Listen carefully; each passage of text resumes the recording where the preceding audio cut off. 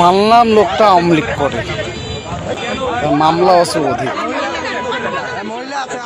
কিন্তু 7 মাস পর তাকে জামিন দিল আদালত।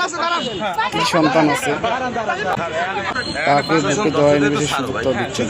কোর্টের বারান্দা থেকে এখনো বাইরে হয় নাই। এরপরের যে মামলা আছে তার কারণে তাকে আবার গ্রেপ্তার করতেছে। আর ভাই একটা সহানুভূতি দেখালেও তো পারেন, আর একটু সুযোগ দেন, সময় দেন, বাসা যাক, নেন আবার ধরেন, যেহেতু ধরছেন না নাকি এটাকে কতবারই আপনারা ঠিক মনে করতেছেন।